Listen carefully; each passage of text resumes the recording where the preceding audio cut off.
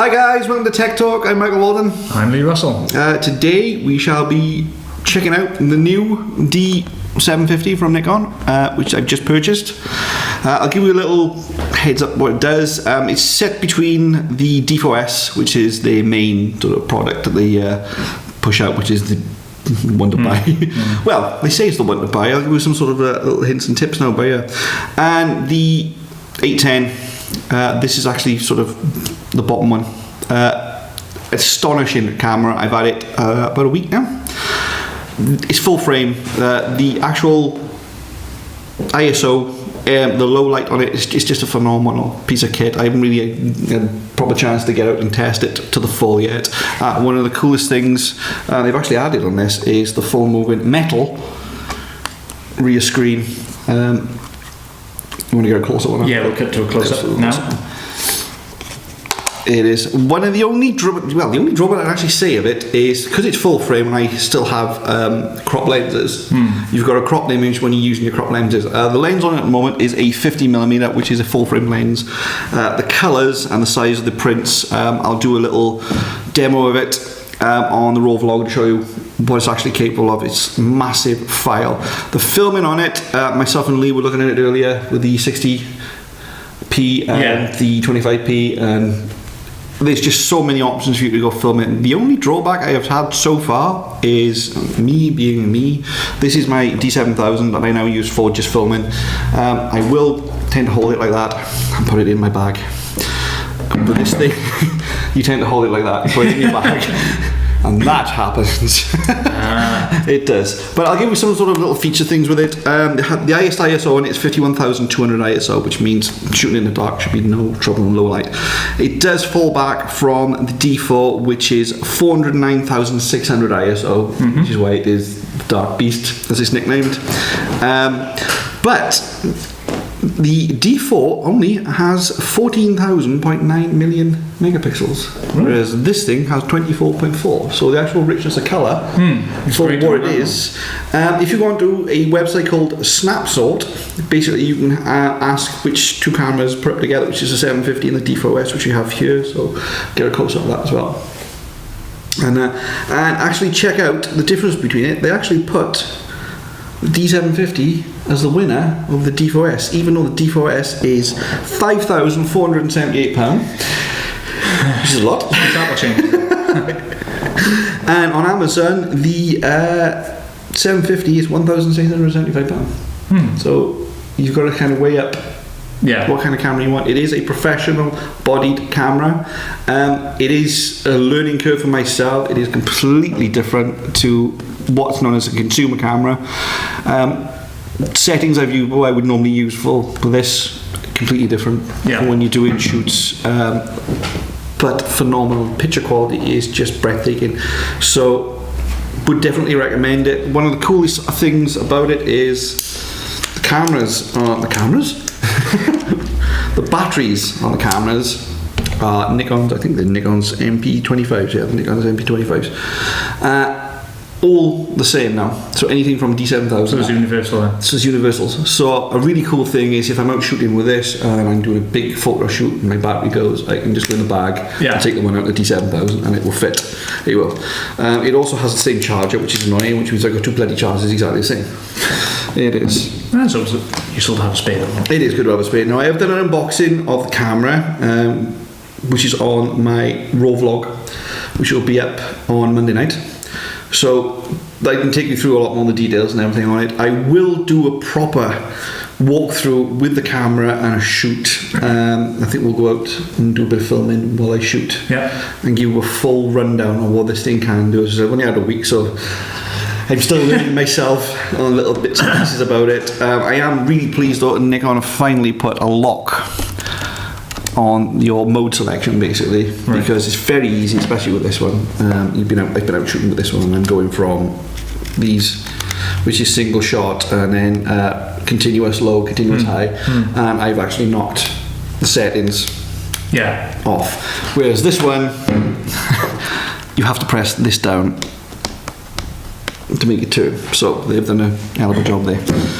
But phenomenal piece of kit. I highly recommend anyone that's sort of looking to step up to the FX.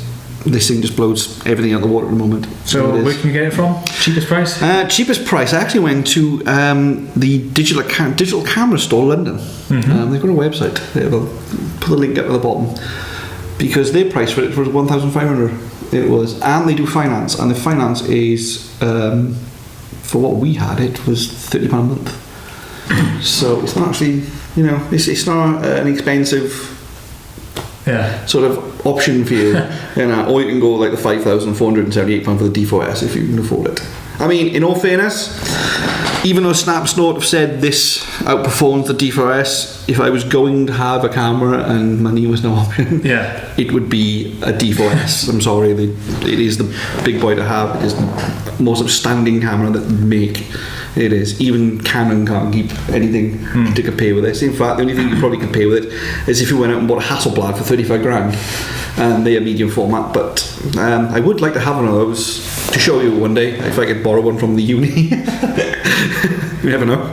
But yeah, so basically that's a little small rundown on it. Definitely a camera to go and get. That's phenomenal. So I'll give you a full rundown and a full review on our next show, I think. I'll also be reviewing this, which has just been purchased. This is our Tamron SPAF 90mm f2.8 macro lens, and it's a 1:1, not a 1.2. A 1:1 basically allows you to zoom in on a hair on your arm and pick out every single detail on it. So I'll have a full review of that, and we'll have also an unboxing, I think, of that on next talk. On the next Tech Talk? On the next Tech Talk, we'll have a full unboxing on that one. But check out the raw vlog for the full unboxing of this and what you get with it. And also check out some little highlights of me going out shooting with it. And then next Tech Talk, we'll have a full walkthrough shoot. And we'll go out and try some stuff with it and put it through its paces. It does make a pretty noise, mind you, when you're out on continuous, as we found out. I think it shoots at 6.5 frames per second. Right. Whereas your D4S shoots at 11 frames per second, but we're talking whole different ball games then. Yep, hell of a piece of kit. It is. Over to you. Okay, right. I'm going to do a preview now of a piece of software that I'm much looking forward to. It's by Video Copilot, a team led by Andrew Kramer. You may be aware of some of his awesome work that he's done in After Effects. He's co-created the titles for Star Trek. And he's rumoured to be working on Star Wars, but Yeah, a lot of people do realise he's he also, I mean, we thought he was independent, didn't we? Yeah. He worked for Bad Robot. He does, which is the people that's behind the new Star Wars film as well. So quite shocked at that. Yeah, but for a guy who started up just doing tutorials and then is now working for J.J. Abrams. Exactly. Brilliant. Anyway, it's a plugin I use at the moment called Element 3D. It allows you to create 3D models natively inside of After Effects instead of having to rely on something like Cinema 4D or 3ds Max, etc. And in November they are releasing Element version 2, and it is a big leap forward. For a start, it's got a faster and more efficient render engine. It's a redesigned user interface and it is simplified, and along the top now you've got your different icons to click on, so there's a menu system in place, whereas before on the current version of Element it was just basically, well, not much potluck, but you had to know where you were going, that kind of thing. You can now group items in folders, create primitive objects, so your basic spheres, balls, squares, rectangles, all that kind of thing. You can select materials in the preview window, and you can edit the meshes inside of Element now. And that's a big step forward in this version. Yeah. Before you had to go something like 3ds Max and then tinker with the meshes. Yeah. Having played with meshes in 3ds Max, it's complicated. Yeah. You got to know what you're doing. You can click a button where 50 of them will appear, and then next thing you know, 400 of them will appear and alter the slightest bend on a straight, and next thing you know, your effect just looks weird. Yeah. So that's a great thing. You just click on your model, and then you select this individual part, and you can modify that specific part on its own. So basically, with dents and things. Yeah. That's actually really cool. Dings and all that. Yeah. Yes, that's very cool. Finally, you can add external directories to the model repository on Element, because I've had a problem in the past where my hard drive just filled up with all these Element 3D models because it only looks on the C drive or wherever you stored the plugin. But they're giving you the option now to put your models onto a different drive and then link to them that way. Better.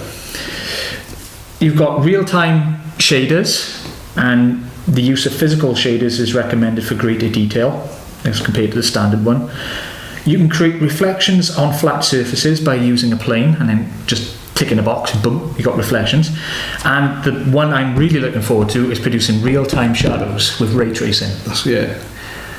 In the Element version 1, if you're familiar with Element, of course, you can't create shadows. You've got to rely on another plugin, or you've got to fake it. Yeah, you can fake it in After Effects by duplicating your model and making it matte shadow, something like that it's called. But I think that's a way we did it when we used to just do normal stuff in After Effects. And if you used a model, the idea was you animated something in it, didn't you? Yeah. And then you put a second model in, flipped it, made it black, made it see-through, and there was your shadow. That was the easiest way to do it. And that was a lot easier way of doing things. There's a feature now called auxiliary animation. So it allows you to create, move different parts of the model. So for example, you can say Slave 1, we got the wings can move on Slave 1. You can now do that inside of Element version 2. So, and then animate those individual parts of the wing flaps going up and down and whatever. In the past, I've had to cheat by doing that again, duplicating the model and then masking out the main body just to make it look like the wings are moving. So far it's been brilliant. It's introduced subsurface scattering, which is the way light plays across, and also the detail involved in the models. You can directly import MTL files, which are part of an OBJ file. In the past, in Element, when you put an OBJ file in, it would come in as a white model, and you'd have to manually align your textures, which can be tedious if your model's made up of like 100 parts. I've been there, it's not fun. But this time, if there is an MTL file associated with that OBJ, it'll automatically link all the textures for you, saving a heck of a lot of time. You can create additional groups by duplicating the element layer and then going to render mode and then selecting unified. So in theory, instead of the standard 5 groups, you could have 100 if you wanted to, if you want to create a mega space battle. Something like that, rendering. Is really no real reason to upgrade your graphics card. It works with all current AMD and NVIDIA graphics cards. You don't need anything special, just keep your current one. It works with OpenCL, uses ray tracing. It's basically any card with 2 GPU cores, you're golden, pretty much. It's compatible with all After Effects versions from CS5 up to the Creative Cloud 2014 and all 64-bit versions of After Effects. It should be released sometime in November this month. Pricing and details to follow. Yeah. Okay, guys, it was a short one this week. We are still waiting for the GoPro 4. Yes. Lee has pre-ordered it and is waiting to pick it up, but they still haven't come in stock.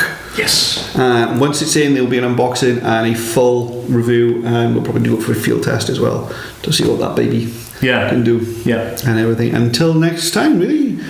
We'll catch you around, folks. Yeah. Cheers. Bye.